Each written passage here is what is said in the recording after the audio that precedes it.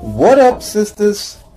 This is your boy Chris, aka Omboneg, coming at you, and this is the third and final installment of making sure that you guys know the essence of how to find real hair extensions, coming virgin or Remy.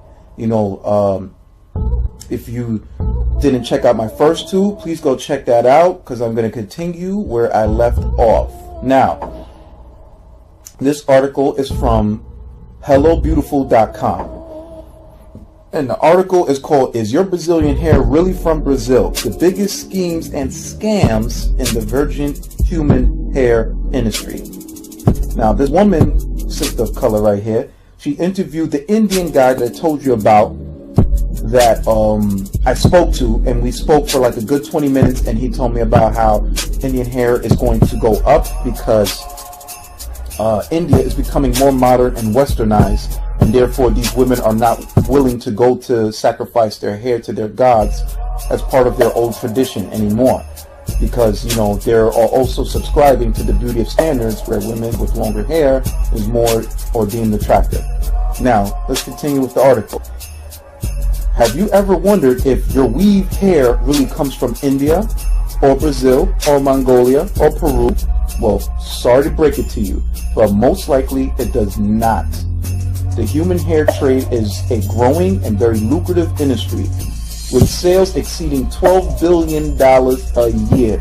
Customers should look out for scams and marketing ploys of every kind. Remember, my first video told you about the Chinese people. These Chinese people, they are the epitome of the scams and all of that. Just like how they do with bootlegs. Just look at what they do with Gucci and toys. You know how many recalls they had on toys made from China. It's the same mindset that they're coming in with selling their hair. When you go to these beauty shops in your local neighborhoods and it's an Asian person there, better believe that hair is basura, man. Basura. Alright. Or how they say in French or Creole, fatra. Now, let's continue. This dude, the writer says, "I am a known hair extensions fanatic. I love my pure virgin Remy premium raw unprocessed human hair, just like every other hair lister out there. But spending my hard-earned coins on bad quality hair one too many times has made me extremely skeptical of every YouTube guru." Now, remember what I told you about the YouTube gurus that promotes hair from Alibaba or AliExpress? Beauty supply store and wholesaler out there. As a result, I went on a quest to find out where this exotic hair really comes from. I sat down for a one-on-one interview with a California-based Indian hair importer and salesman, Vince, to get the scoop on some of the biggest hair scams and how to look out for them. Silva, who owns a human hair shop in California, has been in the industry for 2 decades. Originally from South India, and South India is where they had the temples. And this is where Mike Connect is getting his hair from. Mike Connect specifically said he's getting the hair from 3 South Indian temples. Alright? And the Vietnamese people are getting their hair from women who are donating in Vietnam and in Cambodia. Cambodia and Vietnam are neighboring countries. Practically the same people. Now, the 74-year-old man began his career as an importer of wholesale raw hair. He said, "I had a boat, and so that's how I started. For retail, I started about 8 years back. It's a booming billion-dollar industry, but many scams. The bigger conspirators are beauty supply stores. They bring Chinese hair.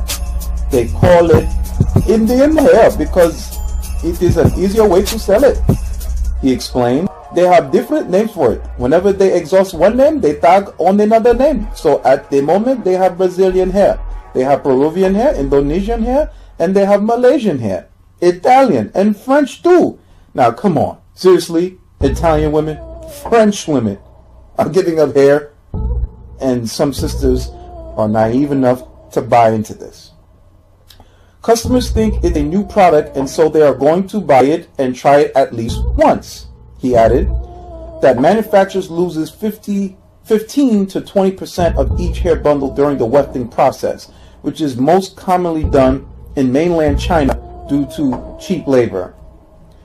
Basically in the provinces. If you look up, China's broken into provinces. Hong Kong is like the urban city over there.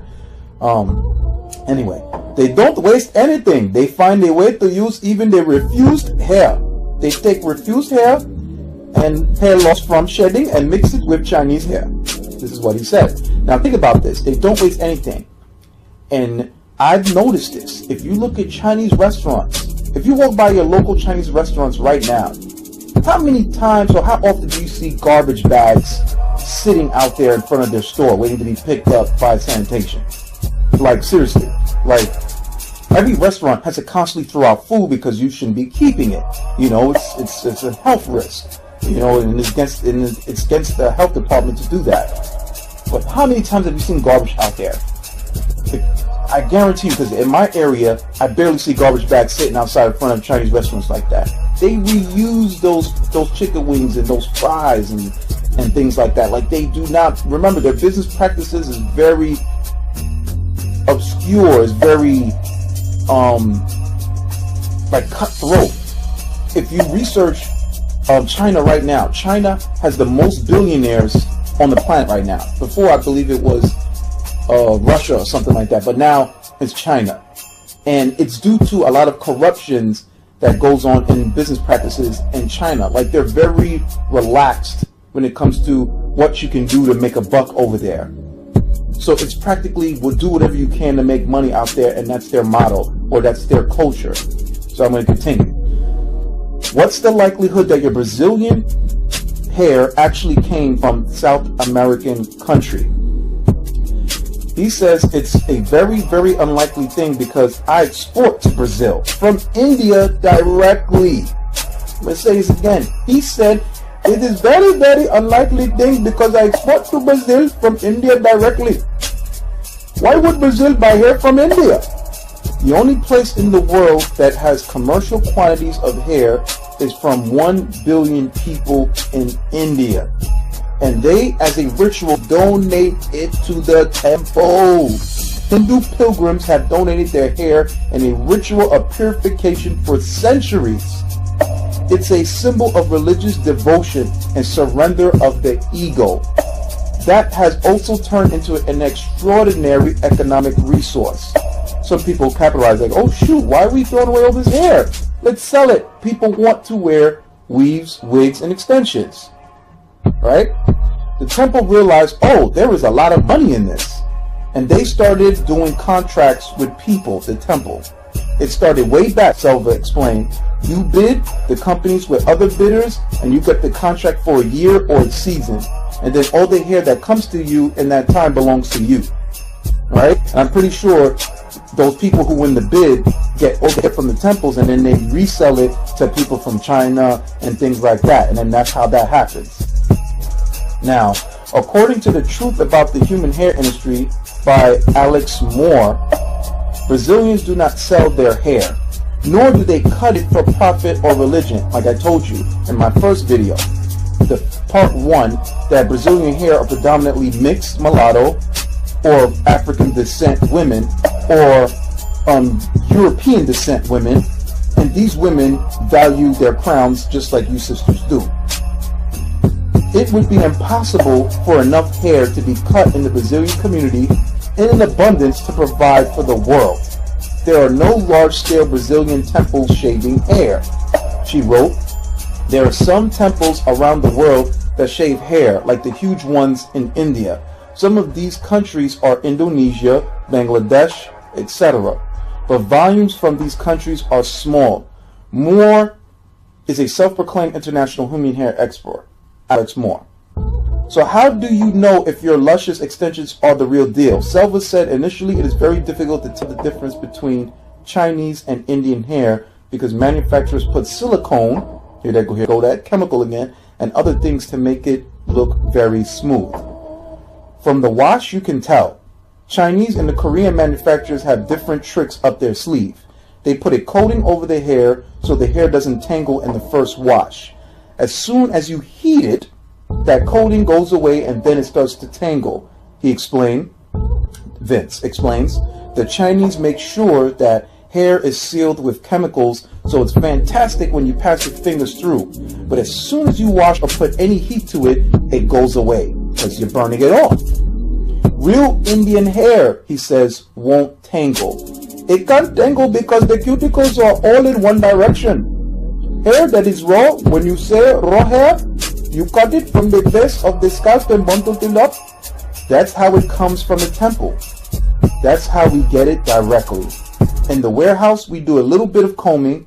We take out the short hair and weft it the rest of the hair.